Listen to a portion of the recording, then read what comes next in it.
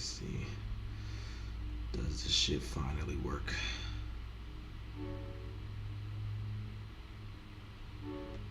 Bruh.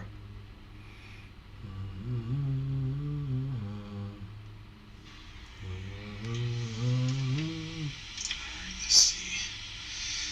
Does this shit finally work?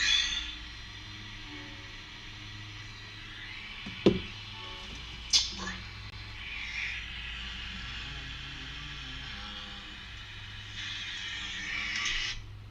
Alright. Okay. Wait. Why the... Bruh. Why is my Madden screen zoomed in?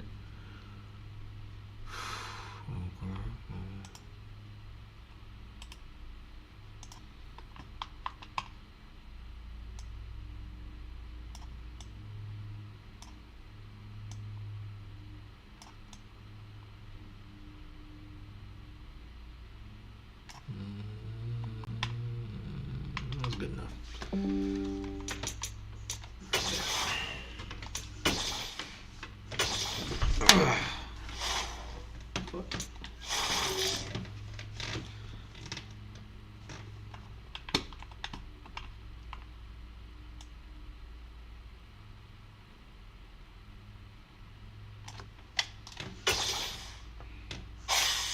What podcast do I want to listen to today?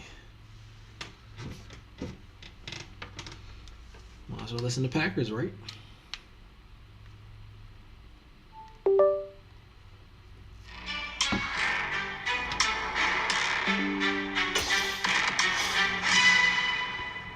Hi, everybody. Welcome back to another edition of Packers Unscripted from Packers.com. I am Mike Spofford. He is my trusted colleague, Weston Hodkowitz. We're still coming to you from disparate locations at Lambeau Field, hopefully sooner than later. It's the NFL on EA Sports, and we are in the Steel City at Pittsburgh's Acrisure Stadium. Coming up, we've got what should prove to be a good one between the Green Bay Packers and the Pittsburgh Packers Steelers. training camp. So my first question to you is, are you ready for this?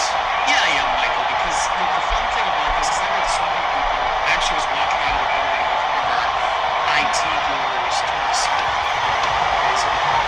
and he asked me, like everyone asks, hey, what do you think of the team? Kicker Chris Boswell has it ready. The answer I've been giving anybody, whether it's you and I discussing it or whether it's inbox, is I'm just excited at Lambeau Field. Hopefully, sooner than later, we will get back to normal with the setup in the studio and all that.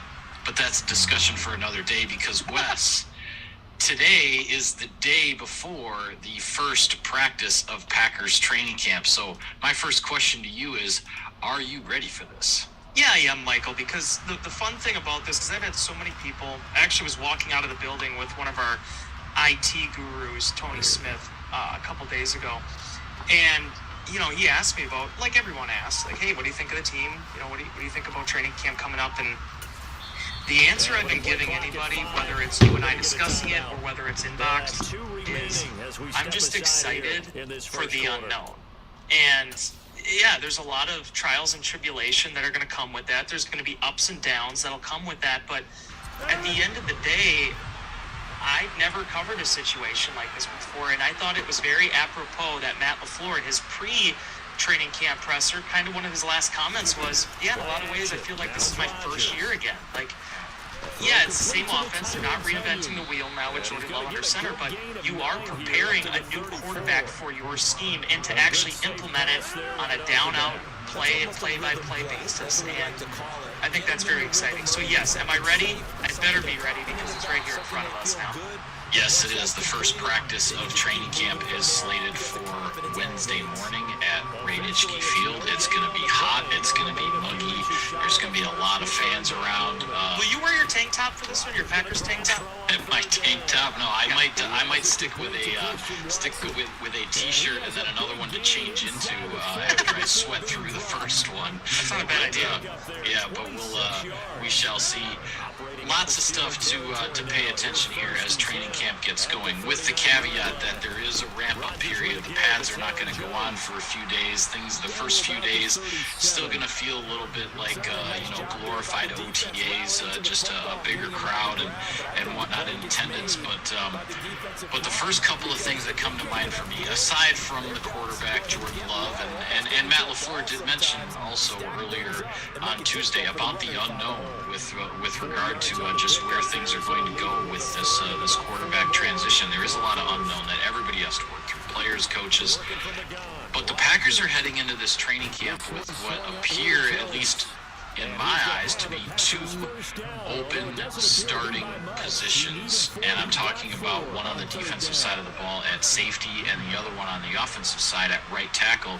Based on what we saw during OTAs and minicamp in the spring, those are two positions that appear to be fairly open in terms of how things are going to shake out with the starting lineup come week one. And I think those are two spots to definitely keep an eye on here. Can I kind of tap into your memory bank a little bit, because you obviously have had a couple of years on me in terms of covering this football team, and I want to ask you if you think this is the right comparison.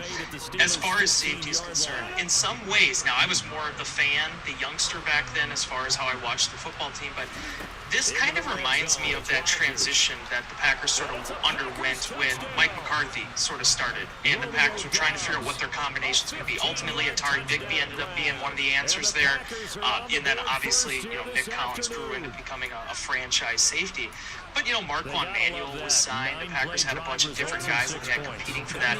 That's what this feels like right now with Green Bay, because while Darnell Savage is the returner, he's the guy that's the former first-round pick, the fifth-year veteran, the one that I would expect to be in that starting 11 come week one, the Packers are really doing a full assessment on that entire position and what it's going to be beyond 2023.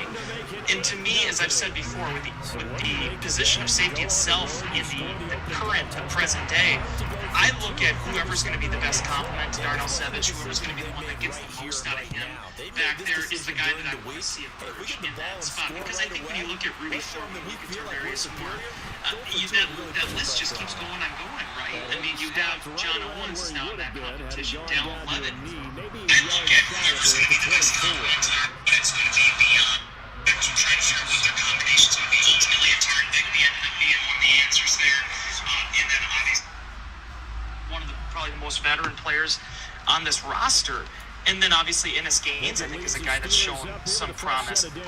But who's going to be the one that gets that spot? Because I feel like safety is one of those positions you don't want to see a platoon. You want to see them build a 1-2 combination, a battery, if you will, a pitcher and catcher, of those two guys working back there. And I think when you look at Savage's history, that's the thing that has worked the best for him. When you have that familiarity, when you know what the assignments are, and ultimately being able to get the most out of the guy that the Packers really invested a lot into 4 years ago. Yeah, I think 06 is somewhat an apt comparison. I'd also maybe look in some respects at 2013, when the Packers knew they had Morgan Burnett in one spot, but the other spot was kind of wide open. I think the biggest difference there, and maybe why it's a little bit more like 06, is that the guys that we've seen at the top of the competition, at least the ones that we saw rotating in with Savage, with the first defense during the spring, Rudy Ford, Jonathan Owens, Tarvarius Moore, put them in whatever order you want to right now. But those three guys have a lot more NFL experience than the guys had, a decade ago when the Packers were in this spot where they knew they had Morgan Burnett, but they didn't know who the other guy was going to be. Obviously, then later on down the road, the first-round draft pick was spent on Clinton Dix. But the competition this time around seems to be with experienced players, and it's just a matter of who's going to jump up and take it and run. Rudy Ford has the most experience in the Packers system. Jonathan Owens was a full-time 17-game starter a year ago for the Houston Texans, and Tarvarius Moore was a half-season starter for the San Francisco 49ers, a pretty darn good defense just a couple of years back, but then had an injury that cost him his entire 2021 season before he came back and resumed a prominent special teams role for San Francisco last year. So none of these guys are brand new to the NFL in that respect, and even when you talk about Dallin Leavitt, Dennis Gaines, other guys we may see, fight for this spot as well. So experience is there, and the Packers, new secondary coach, passing game coordinator Greg Williams, along with Ryan Downard, along with Joe Barry, the defensive coordinator, they're going to have to decide, what is that best combination in the back end there as the defense makes this transition from Adrian Amos. Yeah, and I'd be remiss, also to mention Anthony Johnson. The Packers did use a draft pick on that position as well. He's going to be a part of this because it is about who's going to start, but one of the other reasons the Packers have all these prospects, have all these different various players, is because of what they potentially add to special teams as well. When you mentioned Tarvarius Moore, yeah, he had a couple cups of coffee with the defense there in San Francisco, but he largely, hung on as long as he did with the 49ers because of what he did on special teams. You look at Rudy Ford, I think one of the things when Rudy came to Green Bay, the biggest chip on his shoulder was, I know I'm an exceptional flyer. I know I'm an exceptional coverage player on special teams. I've been looking for the opportunity to prove that I can be a starter in this league and stay a starter. And then Jonathan Owens, I don't know, you'd have to probably search pretty long on, Football Database or NFL Reference and all these websites to find someone that had traveled such a long road to become a 1-year every game starter playing almost 1,000 snaps, and then this offseason trying to find another opportunity for himself. That chip on his shoulder remains very large. So probably when you talk about all these position battles, there's probably other ones that are going to be maybe more important or things that the average fan are going to think about more. But in terms of the stakes, I don't know if there's anyone that is the stakes are higher than what's available for the Packers and these young safeties on this team. And the spot on the offensive side of the ball that appears wide open as training camp begins for the Packers is right tackle, shaping up to be, based on what we saw in the spring, again, to be a competition between the incumbent Yosh Nijman and the second-year pro Zach Tom, a fourth-round draft pick